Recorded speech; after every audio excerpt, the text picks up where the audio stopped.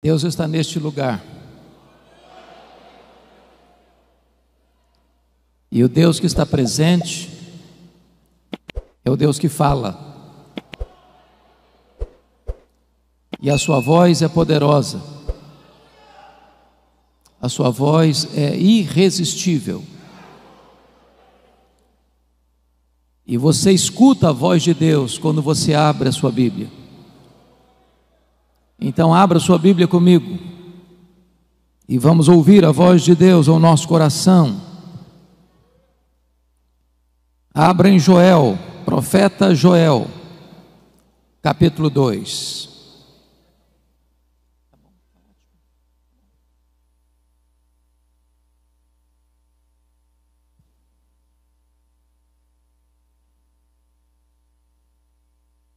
Profeta Joel, capítulo 2.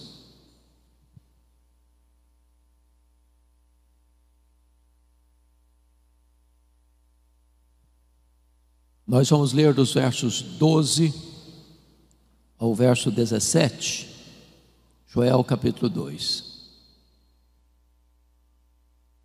Ainda assim, agora mesmo, diz o Senhor, convertei-vos a mim de todo o vosso coração,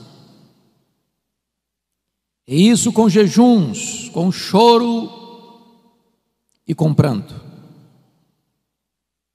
Rasgai o vosso coração e não as vossas vestes, e convertei-vos ao Senhor, vosso Deus, porque Ele é misericordioso e compassivo, e tardio em irar-se, e grande em benignidade, e se arrepende do mal.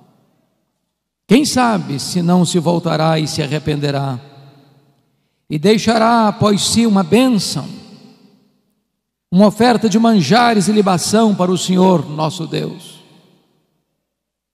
Tocai a trombeta em Sião, promulgai um santo jejum, proclamai uma assembleia solene, congregai o povo, santificai a congregação, ajuntai os anciãos, reuni os filhinhos e os que mamam. Saia o noivo da sua recâmara e a noiva do seu aposento. Chorem os sacerdotes, ministros do Senhor, entre o pórtico e o altar, e orem. Poupa o teu povo, ó Senhor, e não entregues a tua herança ao opróbrio, para que as nações façam escárnio dele, porque hão de dizer entre os povos: onde está o seu Deus? Ainda nesse mesmo capítulo, versos 28 e 29. E acontecerá depois que derramarei o meu espírito sobre toda a carne. Vossos filhos e vossas filhas profetizarão, vossos velhos sonharão, e vossos jovens terão visões. Até sobre os servos, sobre as servas, derramarei o meu espírito naqueles dias. Aleluia. Amém. Eu estou diante de uma assembleia majoritariamente de jovens.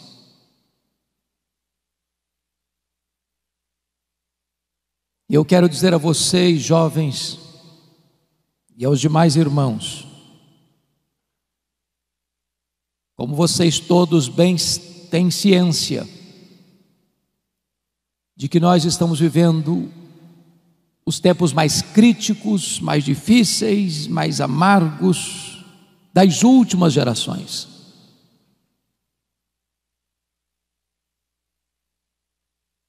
Nós estamos vivendo um tempo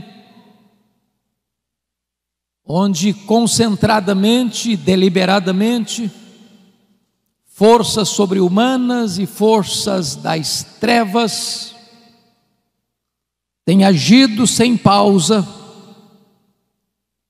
para destruir os fundamentos da família, da igreja, da sociedade. Certamente há uma grande onda de cristofobia no mundo.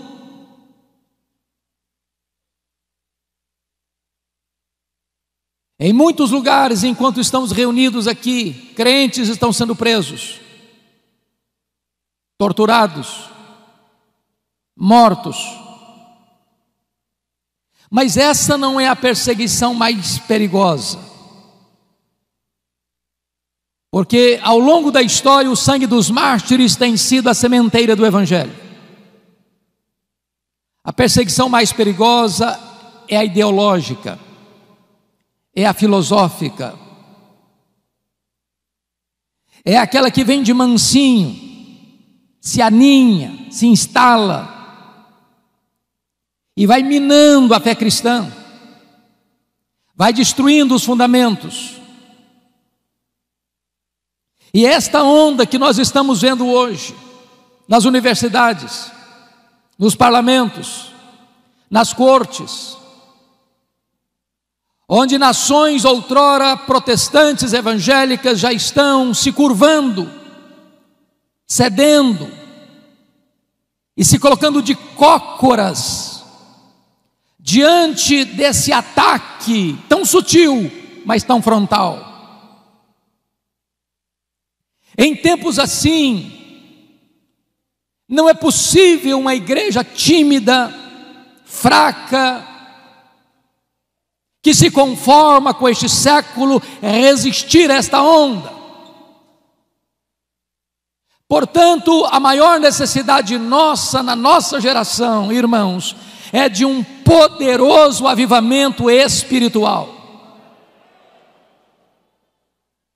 Talvez você olhe para o cenário, onde na Europa a igreja parece estar coberta de cinzas, onde você olha para a América e vê as denominações históricas rendidas ao liberalismo, onde você vê no Brasil denominações que já se renderam ao liberalismo e outras mergulharam-se no sincretismo, onde uma onda de ateísmo cresce no mundo, inclusive no Brasil. Você diz, diante dessa crise, desse cenário cinzento, como esperar um avivamento? Como crer num avivamento? E eu quero dizer a vocês que os grandes avivamentos da história nasceram do ventre da crise. A crise não é um impedimento para a ação de Deus. A crise muitas vezes é o caminho mediante o qual Deus se apresenta à sua igreja, porque quando o homem não tem saída para os seus problemas, Deus abre um caminho no deserto, Deus abre um caminho no meio do mar, Deus faz o seu caminho na tempestade.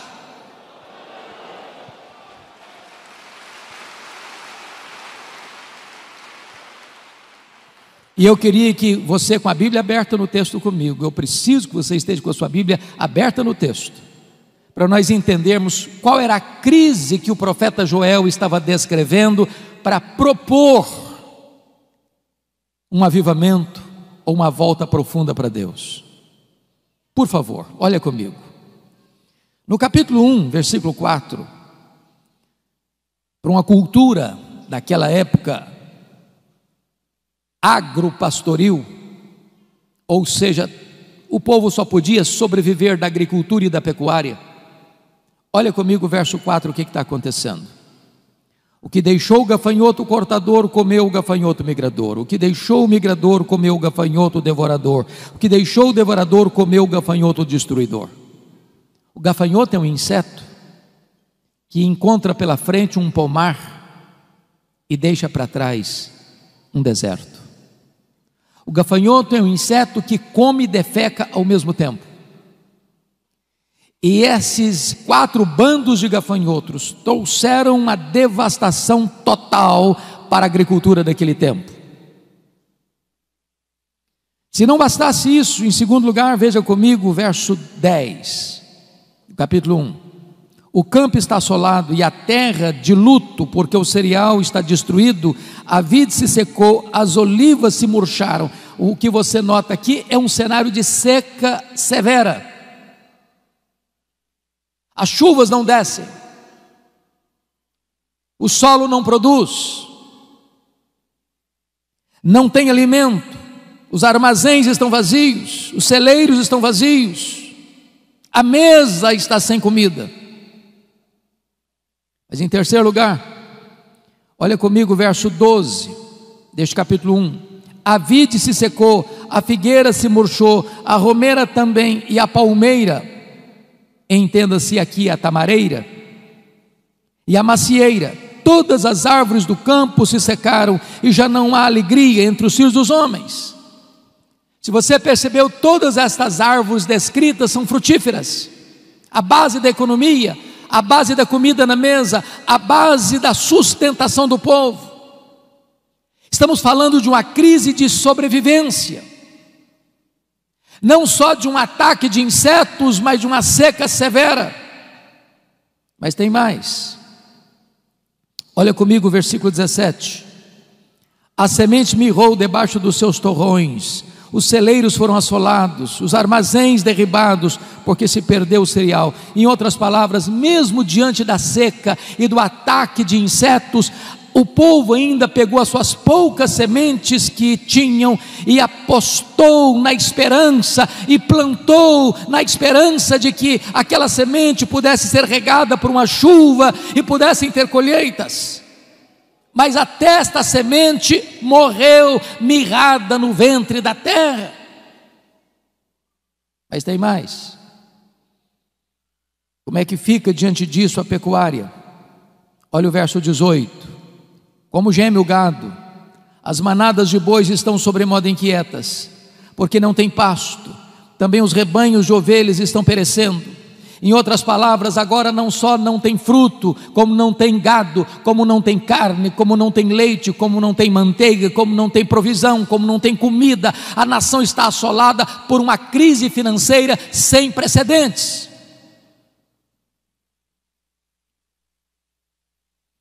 Se você perceber, a crise não fica só aí. Quando chega no capítulo 2, o profeta faz a descrição de uma invasão militar. Muito provavelmente ele está descrevendo aqueles dias vividos pelo rei Ezequias, quando o reino do norte, cuja capital era Samaria, caiu no poder da Síria. E agora este mesmo poderoso exército que derrotou as 10 tribos do norte cerca Jerusalém. Um poder irresistível. E a descrição que ele faz no capítulo 2 é de que o povo está completamente cercado, entrincheirado, encurralado e não tem condições de oferecer resistência a este poderoso exército que está cercando a cidade. Este é o cenário. Crise política, econômica. Se você perceber comigo no capítulo 1, versículo 9, a igreja está sofrendo as consequências. Cortada está da casa do Senhor a oferta de manjares e a libação, e os sacerdotes, ministros do Senhor, estão enlutados. Então tem crise na igreja, tem crise no Estado, tem crise na economia, tem crise na política, tem crise social, tem crise para todo lado. O que fazer numa hora dessa? É aí que entra o capítulo 2, versículo 12, que nós lemos. Ainda assim, agora mesmo, diz o Senhor, convertei-vos a mim. O Brasil está em crise, o mundo está em crise. Os homens estão desesperados. Mas quando na crise o povo de Deus se volta para Deus, nasce o sol da esperança, nasce a cura, nasce a restauração. E eu gostaria que você olhasse comigo nesta noite quais são esses aspectos dessa volta para Deus, a natureza dessa volta para Deus. Primeiro, é uma volta para uma relação pessoal com Deus. Olha o verso 12: convertei-vos a mim. Não se trata de uma relação institucional. Não se trata apenas de você ser membro de Canaã ou de qualquer outra comunidade cristã evangélica de Fortaleza.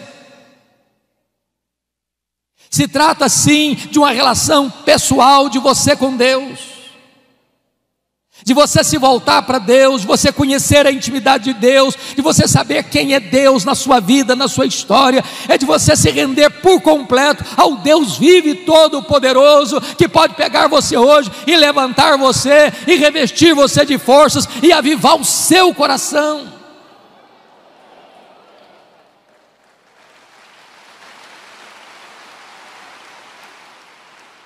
Mas em segundo lugar, irmãos, esta volta é uma volta com profundidade, porque o texto diz: convertei-vos a mim de todo o vosso coração. Não é aquela volta para Deus porque o calo está doendo, não é aquela volta para Deus porque você está desempregado, não é aquela volta para Deus porque você está enfermo, não é aquela volta para Deus porque o seu casamento está abalado, não é aquela volta para Deus para resolver um problema familiar urgente. Você pode ter todas essas motivações, e é bom que você volte nessas circunstâncias, mas quando o problema vai embora, quando a situação se resolve, muita gente se volta para trás e continua longe de Deus do mesmo jeito. Como diz o profeta Oséias: ó Israel, o teu amor cedo passa. Deus quer que você se volte para Ele com profundidade, de todo o seu coração. Que Ele seja o amado da sua alma, que Ele seja o prazer da sua vida, que Ele seja o deleite do seu coração, que Ele seja a sua maior riqueza, que Ele seja o seu maior tesouro, que Ele seja a sua riqueza e a sua herança.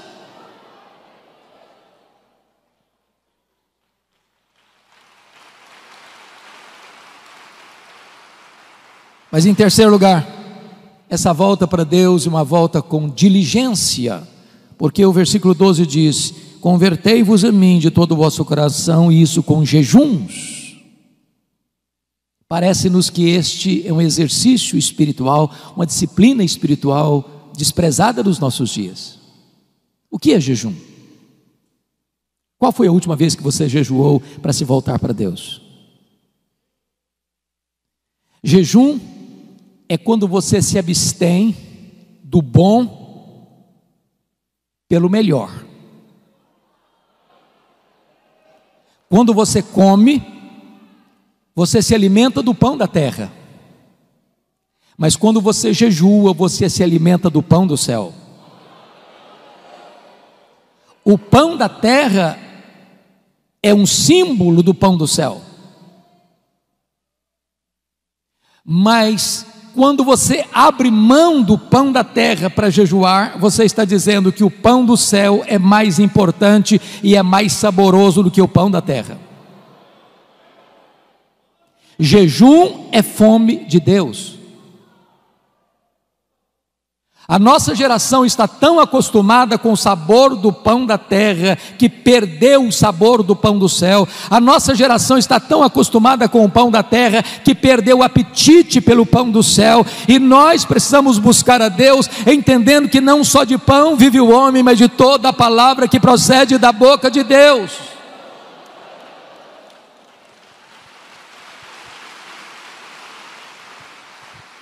O apóstolo Paulo, escrevendo aos Coríntios, disse: portanto, quer comais, quer bebais, quer façais qualquer outra coisa, fazei tudo para a glória de Deus.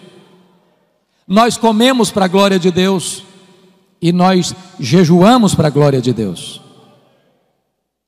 Então você pergunta: se eu como para a glória de Deus e se eu jejuo para a glória de Deus, qual é a diferença então entre comer e jejuar? É que quando você come para a glória de Deus, você se alimenta do símbolo do pão do céu. Mas quando você jejua para a glória de Deus, você se alimenta do próprio pão do céu. Oh, irmãos, nós precisamos nos voltar para Deus, desejando mais a Deus do que as bênçãos de Deus. Mais a presença de Jesus, como cantamos, do que dinheiro, do que sucesso, do que prazeres. Mas em quarto lugar, irmãos, essa volta para Deus, confiram comigo, esta volta para Deus precisa ser uma volta com quebrantamento, porque o verso 12 ainda diz: convertei-vos a mim com choro e com pranto. Às vezes nós estamos voltando para Deus com o coração seco demais e com os olhos enxutos demais. Qual foi a última vez que você chorou voltando-se para Deus? Qual foi a última vez que você chorou como Neemias chorou ao saber da realidade dramática do seu povo, o estado da sua igreja? Qual foi a última vez que você chorou como Davi chorou ao ver a sua família nas mãos do inimigo? Qual foi a última vez que você chorou como Pedro chorou pelos seus próprios pecados? Qual foi a última vez que você chorou ao olhar para Jerusalém de hoje, olhar para a igreja de hoje, como Jesus chorou à entrada da porta de Jerusalém? Jerusalém, Jerusalém, quantas vezes quis eu agasalhar-te debaixo das minhas asas e tu não o quiseste. É hora de chorar, irmãos. Chorar pelos nossos pecados, chorar pelo estado da nossa nação, chorar pelos nossos governantes, chorar pela nossa cidade, chorar pela igreja.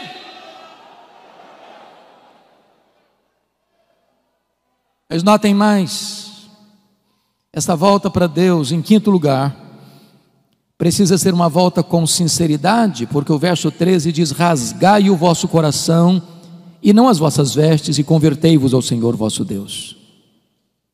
O que significa isso? Esta cerimônia de rasgar as vestes acontecia quando alguém ficava muito chocado, atônito com a situação de escândalo, de vergonha, de pecado, de opróbrio. Então, quando as pessoas viam alguma coisa muito triste, muito dolorosa, muito escandalosa, e elas ficavam com um senso de vergonha diante daquela realidade, eles rasgavam as roupas. Mas de repente a cerimônia ou o fato de rasgar as roupas foi se tornando um hábito, um costume, e virou um emblema de uma espiritualidade hipócrita, mentirosa, uma espiritualidade cênica, um teatro espiritual. E sabe, irmãos, não tem nada mais perigoso do que o nosso coração enganoso. De repente nós começamos a fingir uma espiritualidade que não temos. De repente nós temos uma espiritualidade de palco, de performance, de teatro, onde nós passamos uma ideia de que somos cheios do Espírito Santo quando estamos secos. De repente nós passamos uma espiritualidade de gente de Deus, de cheio do Espírito Santo, de oração e de piedade, que isso não acontece mais. Muitas vezes nós somos como Moisés, que desceu do Monte Sinai, o rosto dele brilhava, e diz a Bíblia que as pessoas não podiam se aproximar dele por causa da glória de Deus, do brilho do rosto dele. E então o que Moisés fez? Ele pôs um véu no rosto, para que as pessoas pudessem se aproximar. Mas esse homem tão ousado, esse homem que fez dobrar diante dele com um cajado na mão o mais poderoso império do mundo, o império egípcio, diz a Bíblia que num dia ele foi covarde, ele não foi ousado, ele não foi corajoso. Sabe que dia? Quando ele percebeu que aquele brilho do rosto dele estava desvanecendo, e ele não queria que ninguém soubesse disso. Ele manteve o véu quando não precisava mais do véu. Ele queria passar uma imagem para as pessoas que ele era muito espiritual. Ele queria passar para as pessoas a ideia de que a Shekinah de Deus estava no rosto dele. E diz Paulo, nesse dia ele não foi ousado. E você e eu, se queremos experimentar um poderoso reavivamento espiritual, precisamos ter muito cuidado com os clichês, com os jargões que nós criamos. Às vezes nós vamos orar, damos uma tremidazinha na voz para passar a ideia que nós somos espirituais. Deus não se importa com isso. Ele conhece o coração. Ele está dizendo, rasgue o coração, rasgue o coração, rasgue o coração nessa volta para mim.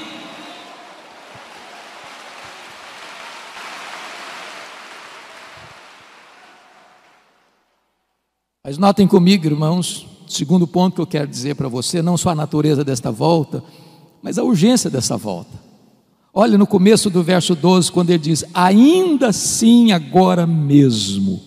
O que ele quer dizer, ainda assim agora mesmo, convertei-vos ao Senhor?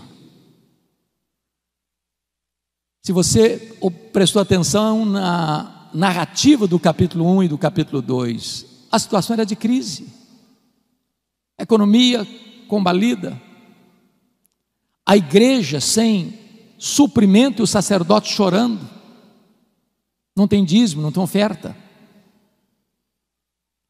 Se você olha para o campo, não tem fruto. Se você olha para o pasto, o gado está morrendo de fome e de sede. Se você olha para o cenário político, o poder de um império invasor está pronto para tomar a cidade. A crise é medonha, mas Deus está dizendo, ainda assim, agora mesmo, se vocês se voltarem para mim, se converterem a mim, eu mudo esse cenário, eu altero esse cronograma, eu transformo essa realidade triste numa situação de alegria e de vitória.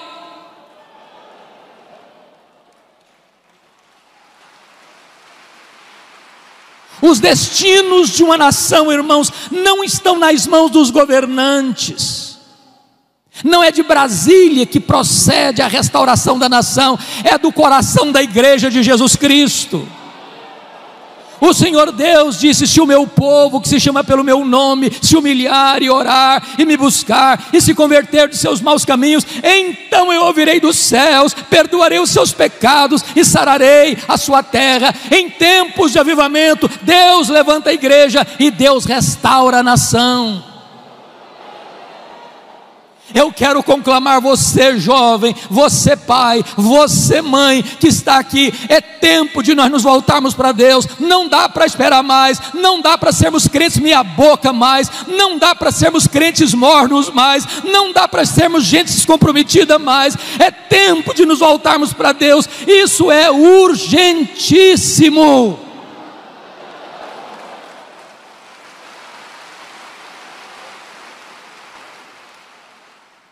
Mas em terceiro lugar, depois que você examina a natureza da volta e a urgência da volta, o profeta Joel vai nos dar um motivo para essa volta para Deus. Confira comigo o verso 13. Convertei-vos ao Senhor vosso Deus. Por quê?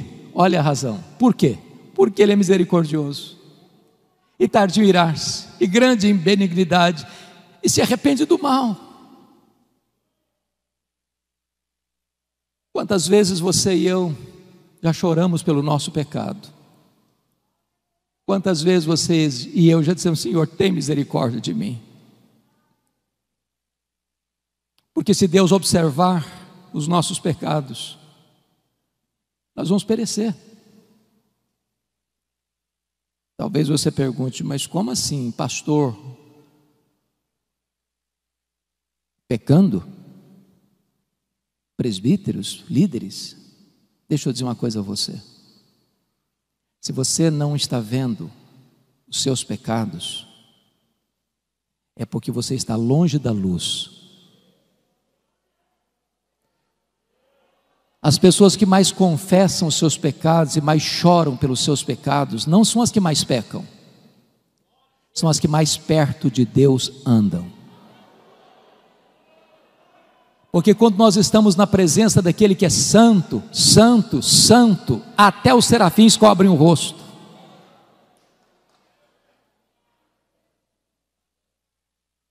Talvez uma das maiores necessidades nossas, meus irmãos, é que Deus abra os nossos olhos para entendermos quão santo é o nosso Deus. E este Deus é o Deus que é compassivo e benigno. Ele habita lá no alto e sublime trono, mas Ele habita com abatido e contrito de coração. E se você se voltar para Ele, Ele se volta para você. Se você correr para Ele, Ele vai abraçar você, Ele vai tirar suas vestes sujas, Ele vai restaurar a sua vida, Ele vai fazer uma festa com a sua volta, e você vai ter uma alegria tão gloriosa e bendita da comunhão com Ele. Então você e eu não temos que fugir de Deus, nós temos que correr para Deus. Se você, jovem, está pecando contra o seu Deus, se você caiu, se você desobedeceu, se você está longe de Deus, não fuja de Deus, fuja para Deus. Ele é o abrigo, Ele é o perdoador, Ele é o restaurador, Ele cura, Ele liberta, Ele salva, Ele levanta, Ele enche com o Espírito Santo, Ele usa a sua vida para a glória do seu nome. É a misericórdia dEle que nesta noite deve nos levar de volta para os seus braços.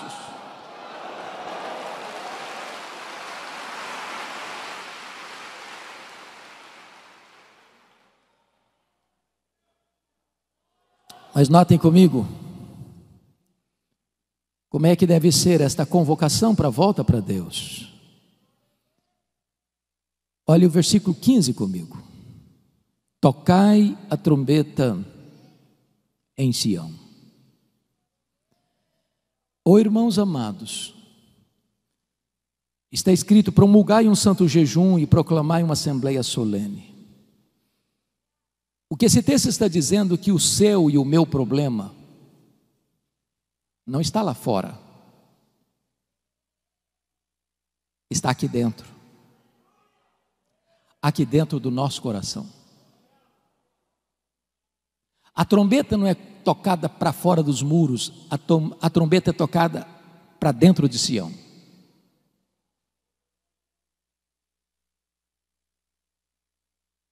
Somos nós que temos que fazer um concerto com Deus. Somos nós que temos que nos voltar para Deus. O mundo lá fora não conhece a Deus. Eles estão atrás, não agora por causa da pandemia, mas nesse período atrás de um carro elétrico, numa passarela de carnaval, ou jogando droga nas veias, ou se embriagando, ou se prostituindo, ou correndo atrás de seminários de autoajuda, ou talvez de misticismo, de sincretismo, porque eles estão com um vazio enorme na alma, e eles não encontram a forma de preencher esse vazio. Mas você e eu conhecemos a Deus, você e eu sabemos que Deus é a fonte da vida, você e eu sabemos que só Deus satisfaz a nossa alma, e é hora de nós nos voltarmos para Deus. A trombeta precisa ser tocada aqui, porque o juízo começa pela casa de Deus.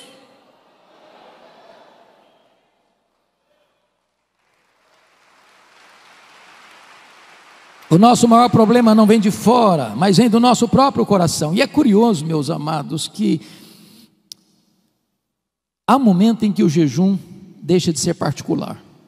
Jesus disse que quando você for jejuar, não é se, é quando, porque pressupõe que crente jejua, você deve lavar o rosto, você não deve fazer propaganda, você não deve trocar trombeta. Mas há um momento em que a crise é grande e é geral, esse jejum não é mais particular, esse jejum é convocado, é conclamado, ele é geral, ele é para todos. E quem sabe nós precisamos hoje, irmãos, dizer: meu Deus, nós precisamos nos voltar para Ti. E todos precisam voltar. Você precisa voltar. É necessário conclamar um jejum solene, uma convocação solene, uma assembleia solene, para que todos se voltem para Deus. Mas quem são esses integrantes que vão voltar para Deus? Confira comigo, por gentileza, o versículo de número 16: congregai o povo, santificai a congregação, ajuntai os anciãos. Primeiro, os anciãos. Quem são os anciãos? São os líderes. Os primeiros a pôr o pé na água são os líderes. Os primeiros a acertar a vida com Deus são os líderes. Os primeiros a buscarem a Deus são os líderes. Os de cabeça branca precisam puxar essa fila.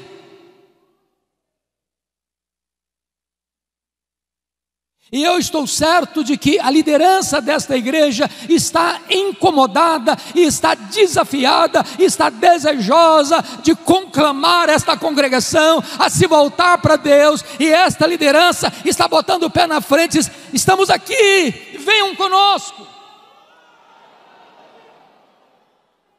Mas quem mais precisa se voltar? Olha comigo o versículo 16: congregai, ajuntar os anciãos, reunir os filhinhos. E esta é uma expressão para a juventude. Lugar de jovem curtir a vida não é no mundo. Lugar de jovem viver a plenitude da vida é na presença de Deus.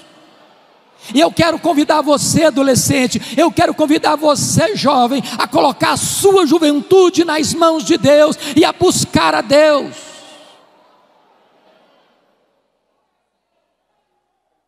Eu ontem compartilhei com o pastor Gessé da minha alegria de vê-lo convocando a juventude para um café, que não era um café, era um encontro, um bate-papo sobre as coisas mais importantes que esta geração de cabelos brancos, esta geração de anciãos está dizendo: nós já cumprimos o nosso ministério, estamos concluindo o nosso ministério, mas esse ministério não vai parar, esse ministério não vai ser interrompido, esse ministério não vai acabar. Nós estamos passando o bastão para a nova geração, e esta nova geração precisa estar imbuída do mesmo propósito, conhecendo a Deus, amando a palavra de Deus, comprometida com a palavra de Deus, para pregar a palavra de Deus no poder do Espírito Santo de Deus, para que a igreja de amanhã, a igreja, a segunda geração, seja mais viva, seja mais cheia do Espírito Santo, seja mais comprometida do que a geração atual. Você, jovem, não está dispensado deste encontro com Deus. Se você olhar para a história da igreja, talvez os dois maiores avivamentos depois da reforma do século XVI aconteceram sob a liderança de jovens. O avivamento da Inglaterra do século XVIII começa com estudantes da Universidade de Oxford. Avivamento que levanta a igreja das cinzas e que restaura a nação de uma crise medonha. No começo do século XX, no país de Gales, um país marcado pela jogatina e pela prostituição, o avivamento começa com um adolescente, Evan Roberts. E durante 6 meses, 100.000 pessoas salvas, a nação impactada, os estádios de futebol ficaram vazios e as igrejas lotadas. E Deus restaurou aquela nação. Então eu quero conclamar você, adolescente, eu quero conclamar você, jovem, para você se voltar para Deus e experimentar um poderoso avivamento em seu coração nesses dias. Mas quem mais deve se voltar? Confira comigo o versículo 16: também reuni os que mamam. Eu tenho visto muita gente: não, criancinha não pode ir para a igreja, é muito melindroso, é muito pequenininho, é muito sensível, é muito vulnerável. Na nossa geração, traziam-nos para a igreja quase que logo depois do parto. Estamos vivos até hoje. Igreja é lugar de criança. Criança precisa vir para a igreja desde a meninice mais tenra, no braço do pai, no braço da mãe, no colo do pai, no colo da mãe, porque é aqui que ele começa a aprender, a conhecer a palavra de Deus, a amar a palavra de Deus e a conhecer a igreja do Deus vivo. As crianças não estão dispensadas nessa coletividade de buscar ao Senhor.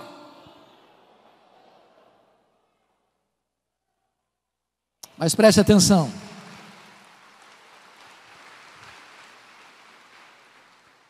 Quem é que deve buscar o Senhor? Diz o texto no verso 16: sai o noivo da sua recâmara e a noiva do seu aposento. O que significa isso? Vocês que conhecem a Bíblia sabem que na cultura judaica, quando um rapaz se casava, uma moça se casava, esse rapaz era dispensado do serviço militar durante 1 ano, para desfrutar da vida conjugal. Deus está quebrando aqui um protocolo. Deus está aqui dizendo o seguinte: olha, essa busca, esse acerto com Deus é tão urgente que você interrompe a lua de mel. Até no dia das núpcias de um rapaz e de uma moça, ele e ela não estão dispensados desta volta para Deus, desta busca de uma restauração espiritual. Mas o que me marca profundamente, irmãos, é que no verso 17, Deus destaca alguém nessa busca, porque está escrito: chorem os sacerdotes ministros do Senhor. Quem são os sacerdotes? Os sacerdotes eram aqueles que ensinavam a lei. Os sacerdotes eram aqueles que oravam pelo povo. Os sacerdotes eram aqueles que ofereciam sacrifícios pelo povo. Há um peso maior nos ombros dos pastores. Talvez você não imagine.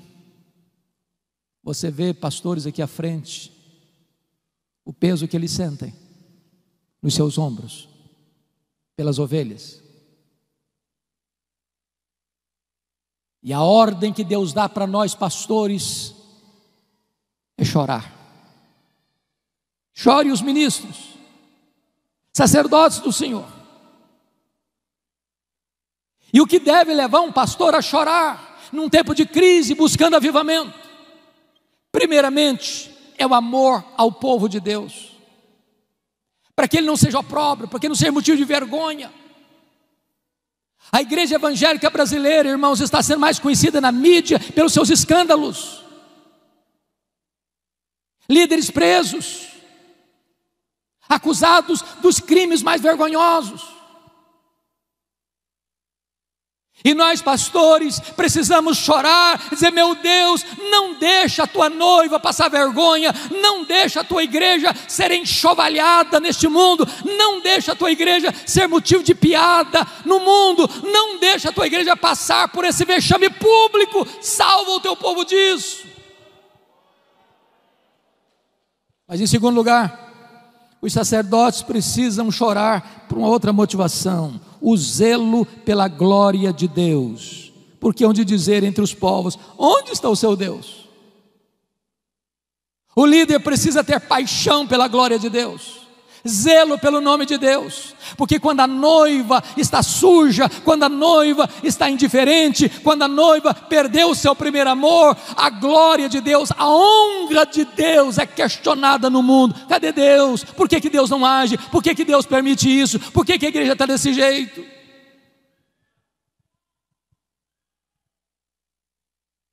Mas notem comigo, irmãos, que quando o povo atende à conclamação de Deus, um milagre extraordinário começa a acontecer. E a primeira coisa, confira comigo o verso 18, porque tem uma palavra aí que é a dobradiça do texto, é o elo de ligação do texto. Então, o Senhor se mostrou zeloso da sua terra e compadeceu-se do seu povo. Oh, irmãos, nós aguardamos esse tempo de avivamento. Sabe o que vai acontecer? Deus reverte tudo aquilo que estava descrito de crise no capítulo 1. Se não, vejamos. Primeiro, olha o versículo 19 comigo. E respondendo lhe disse: eis que vos envio o cereal e o vinho e o óleo, e dele sereis fartos, e vos não entregarei mais ao opróbrio entre as nações. A economia é recuperada. Quem restaura a economia é o próprio Deus. Segundo lugar, olha comigo o versículo 20. Diante do cerco do inimigo, olha o que vai acontecer: mas o exército que vem do norte eu removerei para longe de vós, lançá-lo-ei em uma terra seca e deserta. O inimigo que está entrando, invadindo, ameaçando, Deus o dispersa, Deus dá livramento. Terceiro, numa época de chuva, de seca, olha o resultado no verso 23. Alegrai-vos, pois, filhos de Sião, regozijai-vos no Senhor vosso Deus, porque Ele vos dará em justa medida a chuva, fará descer como outrora a chuva temporã e a serôdia. Agora não tem mais seca, tem chuva. Quarto lugar, diante do ataque dos gafanhotos, olha o resultado no verso 25: restituir-vos-ei os anos que foram consumidos pelo gafanhoto migrador, pelo destruidor, pelo cortador, o meu grande exército que enviei contra vós outros. Agora preste atenção: quem mandou os gafanhotos? Não foi o diabo? Eles não vieram de moto próprio? o próprio Deus mandou os 4 grupos de gafanhotos, como disciplina ao seu povo, para que o seu povo se voltasse para Ele. Oh, irmãos amados, Deus está tocando trombetas aos nossos ouvidos. A crise mundial é uma voz altissonante de Deus à sua igreja: meu povo, volte-se para mim, volte-se para mim, volte-se para mim. Que quem tem poder de reverter essa crise sou eu. Quem tem poder de suspender essa crise sou eu. Quem tem poder de levantar a igreja e restaurar as nações sou eu.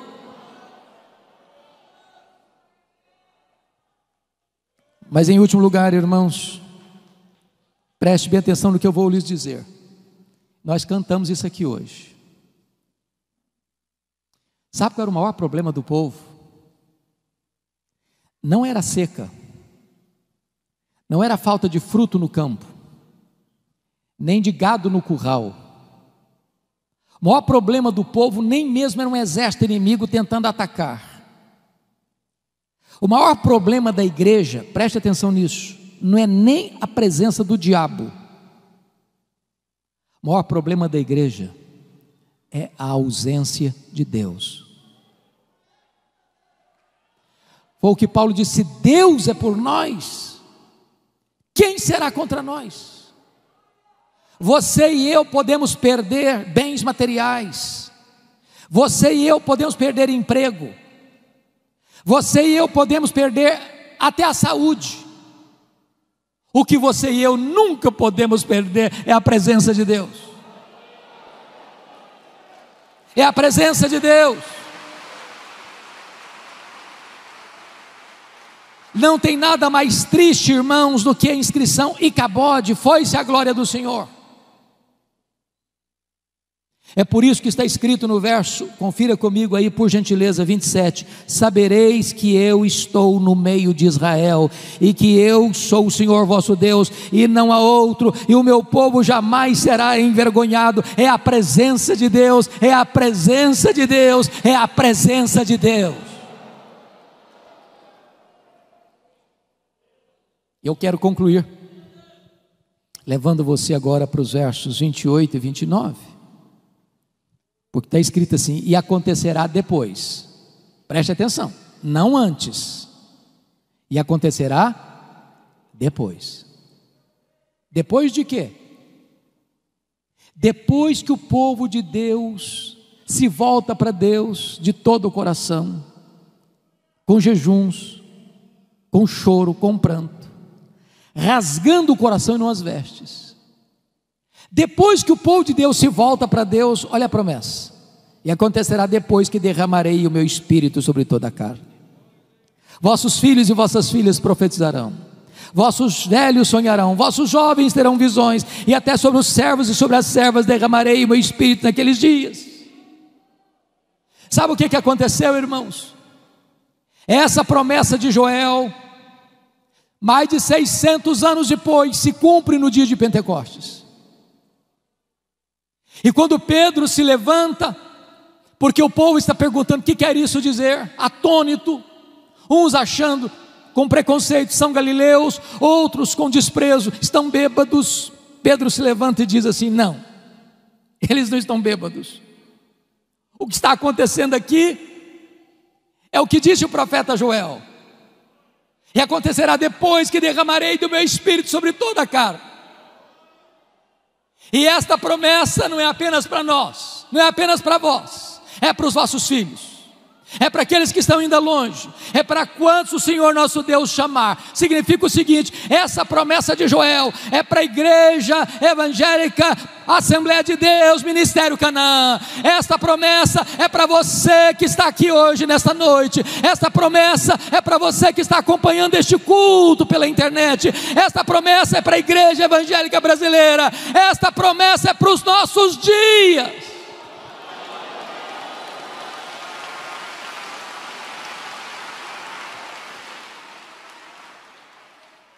E notem vocês que quando Deus derrama do seu Espírito, Ele vai rompendo todas as barreiras humanas, porque não tem gênero, é sobre os filhos e sobre as filhas. Também preste atenção, não tem idade sagrada, é para os velhos e é para os jovens. E também não tem classe social, é até para os servos e para as servas.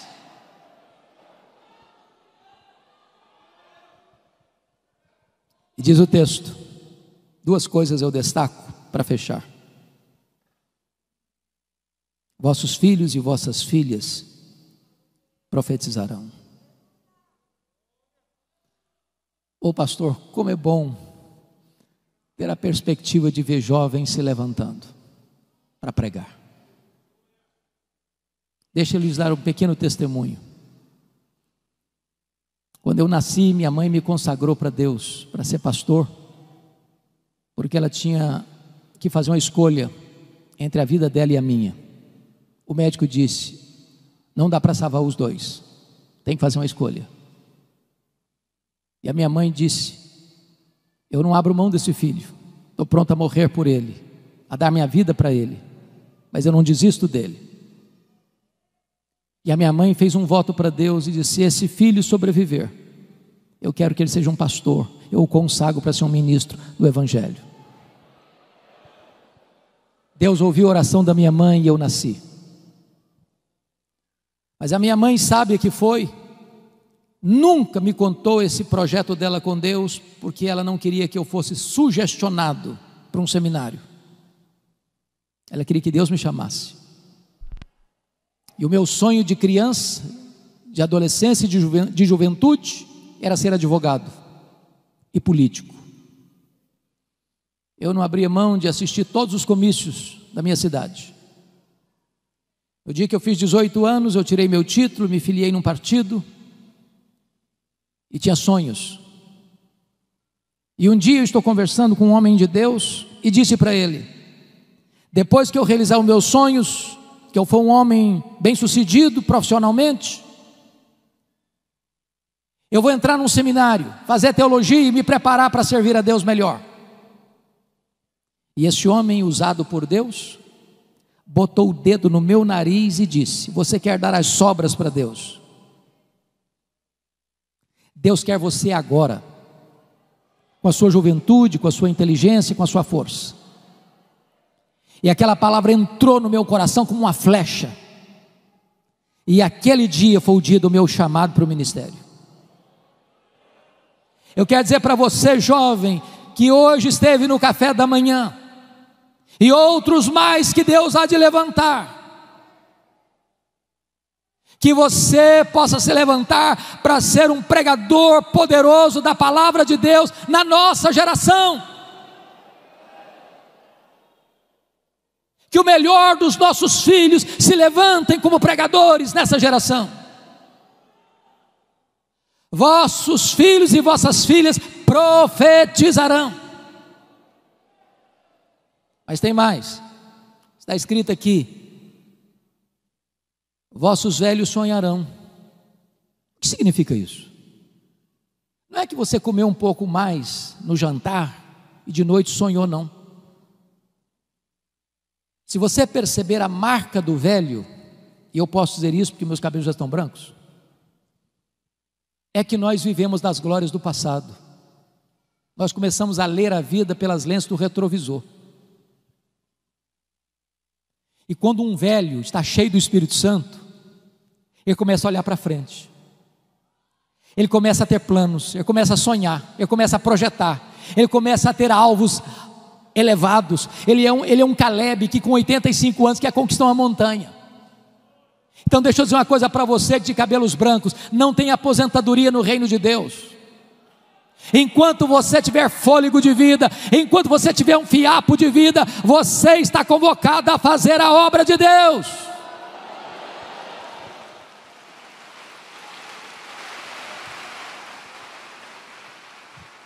Não é hora de você vestir um pijama, não é hora de você ficar numa cadeira de balanço, é hora de você se levantar e usar a sua sabedoria, e usar o seu conhecimento, e usar a sua experiência, e usar as forças que Deus vai lhe dar, para ser uma bênção nas mãos de Deus.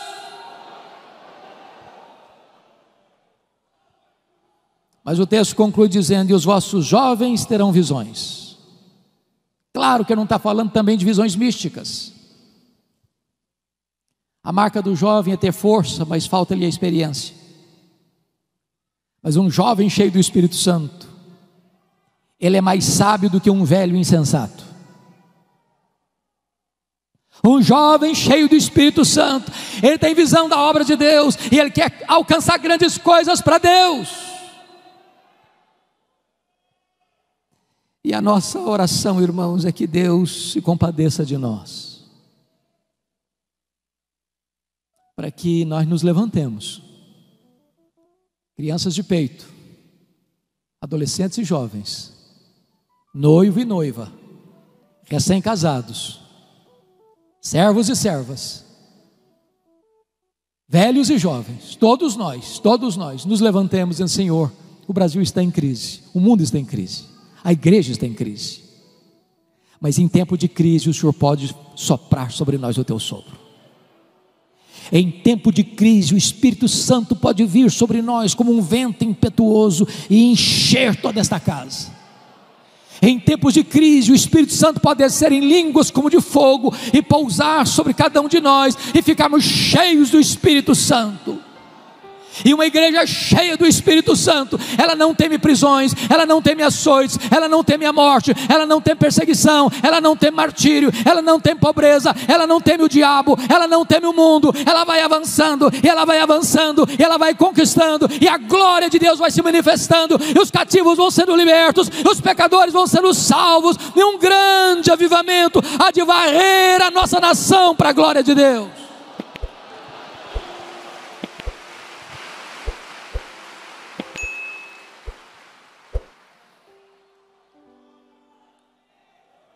Você quer esse avivamento, irmão? Você anseia por ele?